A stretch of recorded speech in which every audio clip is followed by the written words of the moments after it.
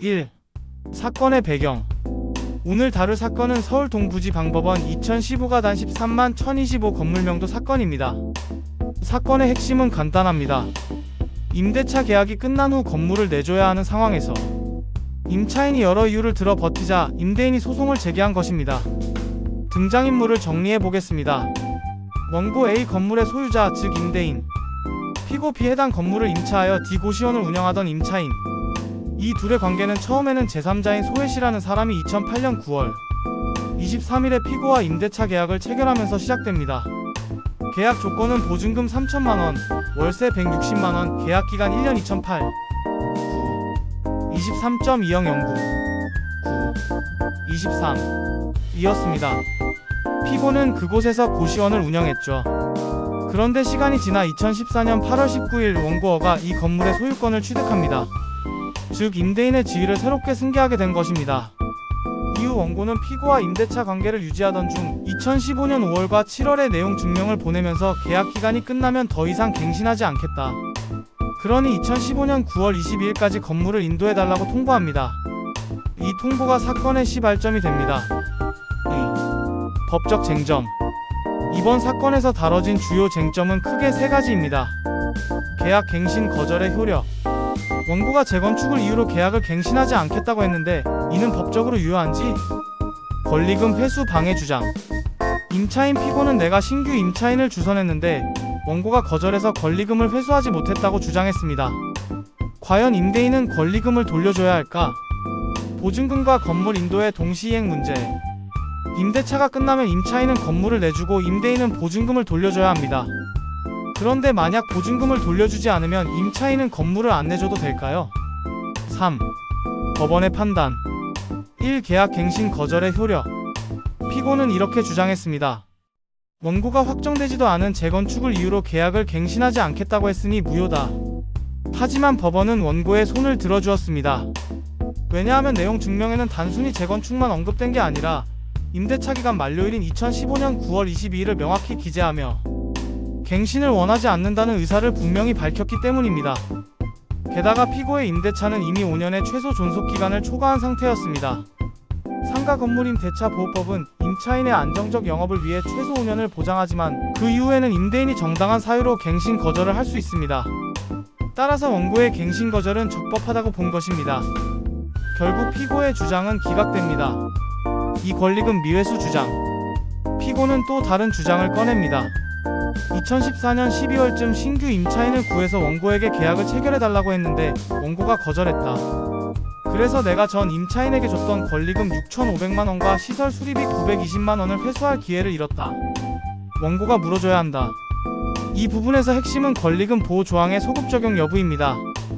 상가 건물임대차 보호법 제10조 이사는 임대인이 임차인의 권리금 회수를 방해하지 못하도록 규정합니다. 하지만 이 조항은 2015년 5월 13일 개정 시행되었습니다. 피고가 주장하는 방해 행위는 2014년 12월, 즉 법 시행 전 일이었기 때문에 소급해서 적용할 수 없습니다. 또한 법 조항에 따르면 임대인은 임대차 종료 3개월 전부터 종료 시까지 신규 임차인의 권리금 수령을 방해해서는 안 됩니다. 하지만 피고는 이 기간 내 방해가 있었다는 사실을 입증하지 못했습니다. 따라서 이 주장도 기각됩니다. 3. 보증금 반환과 건물 인도의 동시이행. 피고는 마지막으로 이렇게 항변합니다. 상가 건물임대차 보호법 제9조 제2항에 따르면 보증금을 돌려받을 때까지 임대차 관계가 존속한다고 본다. 따라서 원고가 보증금을 돌려주지 않으면 나는 건물을 인도할 의무가 없다. 이 부분은 법원이 인정했습니다. 즉 임대인의 보증금 반환 의무와 임차인의 건물 인도 의무는 동시이행 관계에 있기 때문에 원고가 보증금을 지급해야만 피고는 건물을 내놓아야 한다는 것입니다. 결국 법원은 원고와 피고 모두의 주장을 일부씩 받아들여 원고가 보증금 3천만원을 지급하는 동시에 피고가 건물을 인도하라는 동시이행 판결을 내렸습니다. 4. 판결의 결론. 정리하면 법원의 판결은 이렇습니다. 피고는 원고로부터 보증금 3천만원을 지급받는 동시에 건물을 인도하라. 원고의 나머지 청구는 기각. 소송 비용은 절반씩 부담. 제1항은 가집행 가능. 즉 임차인은 그냥 나가야 하는 게 아니라 보증금을 돌려받는 동시에 건물을 비워줘야 한다는 것입니다. 5. 시사점. 이번 사건에서 우리가 배울 점은 세 가지입니다. 첫째, 임대차 계약의 종료는 기간 만료만으로도 가능하다. 재건축 사유가 확정되지 않았더라도 5년 이상 임차했다면 임대인은 갱신 거절을 할 수 있습니다. 둘째, 권리금 보호는 소급되지 않는다. 법이 개정되기 전에 발생한 사건은 소급 적용되지 않으므로 권리금을 주장할 때 시점을 반드시 확인해야 합니다. 셋째, 보증금과 건물 인도는 동시이행 관계라는 점입니다. 임차인은 보증금을 돌려받아야만 건물을 내줄 의무가 있습니다. 따라서 실무에서는 보증금 반환과 명도가 동시에 이루어질 수 있도록 판결이 내려집니다. 6. 마무리 멘트. 이번 사건은 단순한 건물 명도 소송처럼 보이지만 그 안에는 임대차 기간 만료, 권리금 회수, 동시이행이라는 중요한 법리가 모두 담겨 있습니다. 특히 상가 건물 임대차보호법은 임차인의 권리를 강하게 보호하는 법률이지만 임대인의 권리 역시 계약 기간이 지나면 분명히 인정된다는 점을 보여주는 판례였습니다. 시청자 여러분, 오늘 이야기 어떻게 보셨나요? 혹시 비슷한 경험이나 고민이 있으시다면 댓글로 남겨주세요. 저는 또 다른 실제 사건을 가지고 찾아오겠습니다. 밑에 법원 판결문 그대로 넣어드리겠습니다. 한번 들어보세요. 서, 울, 동, 부, 지, 방, 법, 원, 판, 결. 사건 2015가단 13만 1025 건물명도. 원고. 피고비. 변론 종결 2016년 4월 5일. 판결선 고 2016년 7월 5일. 주문. 1.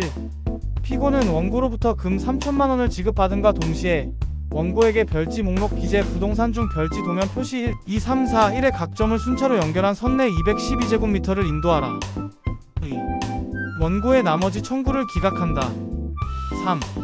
소송 비용 중 2분의 1은 원고의, 나머지는 피고의 각 부담으로 한다. 4. 제1항은 가집행할 수 있다. 청구 취지. 피고는 원고에게 별지 목록 기재 부동산 중 별지 도면 표시 1, 2, 3, 4, 1의 각 점을 순차로 연결한 선내 212제곱미터를 인도하라. 이유. 1. 청구원인에 대한 판단. 가. 소해시은 2008년 9월 23일 피고와 주문 제1항 기재 부동산이야 이 사건 부동산이라 한다에 관하여 임대차 보증금 3천만원, 월차임 160만원, 임대차 기간 2008년 9월 23일부터 2009년 9월 23일까지로 정하여 임대차 계약을 체결하여 피고에게 임대하였고 피고는 D 고시원이라는 상호로 고시원을 운영하여 왔다. 나. 원고는 2014 8 19 이 사건 부동산의 소유권을 취득하여 시의 임대인의 지위를 승계하였다. 다. 원고는 2015 5 12 과 2015 7 31 경 피고에게 임대차의 갱신을 원하지 않으므로 계약기간 만료일인 2015 9 22 이 사건 부동산을 인도하여 달라는 내용 증명을 피고에게 보내었고 위 각 내용 증명은 그 무렵 피고에게 송달되었다. 인정근거 갑 제1호 중 내지 제4호 중의 각 기재, 변론 전체의 취지. 위 인정사실에 따르면 원고와 피고의 임대차 계약은 계약기간의 만료로 인하여 종료되었다고 할 것이므로 그 원상회복으로서 피고는 원고에게 특별한 사정이 없는 한 이 사건 부동산을 인도하여야 한다. 의. 피고의 항변에 대한 판단. 가. 계약 갱신의 통지가 무효라는 주장에 대한 판단. 피고는 원고는 재건축을 이유로 계약 갱신을 거절한다고 주장하였으나 이는 확정되지도 않은 재건축을 이유로 갱신을 거절한 것이어서 무효이라고 주장한다. 살피건대 갑 제4호 중의 1, 2의 각 기재에 따르면 원고가 이 사건 부동산을 재건축할 것임을 이유로 하여 임대차를 갱신하지 않는다는 내용이지만 원고가 계획한 재건축이 상가 건물인 대차보호법 제10조 제1항 제7호에 해당하는 목적 건물의 철거 또는 재건축에 해당한다는 아무런 증거가 없다. 원고는 2014 8 27 피고와 계약을 할 때의 재건축 계획을 알리고 계약서를 작성하였다고 주장하나 갑 제3호증만으로는 이를 인정하기에 부족하다. 따라서 원고가 확정되지도 않는 재건축을 이유로 계약의 해지를 통보한 것은 무효이라고 할 것이다. 하지만 원고의 내용 증명갑 제4호 중의 1, 2에는 2015 22 임대차 기간의 만료임을 명확하게 하고 있어 적어도 원고의 의사는 임대차 갱신을 더 이상 하지 않을 것을 명확하게 하였으므로 원고와 피고의 임대차는 최소 존속기간인 5년을 경과한 임대차로서 원고의 계약 갱신 거절의 의사표시에 의하여 종료되었다. 따라서 피고의 이 부분 항변은 결국 이유 없다. 나. 권리금 미회수의 항변. 피고는 2014-12 경에 신규 임차인을 구하여 임대차의 체결을 원고에게 요구하였는데 원고가 불응하였기 때문에 피고가 전 임차인에게 지급한 권리금 6,500만원과 시설 수리비 920만원을 회수할 기회를 상실하였으므로 원고는 피고에게 이를 지급하여야 한다고 주장한다. 임대인이 임차인의 권리금을 회수하는 것을 방해하는 행위를 금지한 상가 건물임 대차보호법 제10조의 4의 각 규정은 2015 13 법률 제1만 2384호로 개정되어 시행되었으므로 피고가 주장하는 원고의 권리금 방해 행위는 2014 12 경에 있었기 때문에 상가 건물임 대차보호법의 권리금 보호조항들이 소급하여 적용되지 아니한다. 또한 위 권리금 보호조항 중 제10조 이사 제1항은 임대인은 임대차 기간이 끝나기 3개월 전부터 임대차 종료 시까지 다음 각 호의 어느 하나에 해당하는 행위를 함으로써 권리금 계약에 따라 임차인이 주선한 신규 임차인이 되려는 자로부터 권리금을 지급받는 것을 방해하여서는 아니 된다고 규정하는데 피고는 위 기간 내에 원고의 권리금 수령 방해 행위가 있었음을 주장 입증하지 못하고 있다. 따라서 이 부분 항변도 이유 없다. 동시이행의 항변 피고는 상가 건물임 대차보호법 제9조 제2항 임대차가 종료한 경우에도 임차인이 보증금을 돌려받을 때까지는 임대차 관계는 존속하는 것으로 본다. 를 원용함으로 이를 동시이행의 항변으로 선하여 살피건대 임대차 기간이 만료할 시에 임대인의 보증금 반환 의무와 임차인의 임대차 목적물 반환 의무는 동시이행의 관계에 있으므로 피고의 이 부분 항변은 이유 있다. 3. 결론 그러므로 피고는 원고로부터 임대차 보증금 3천만원을 지급받음과 동시에 원고에게 이 사건 부동산을 인도할 의무가 있으므로 원고의 이 사건 청구는 위 인정 범위 내에서만 이유 있어 일부 인용 판결을 한다. 판사 정석원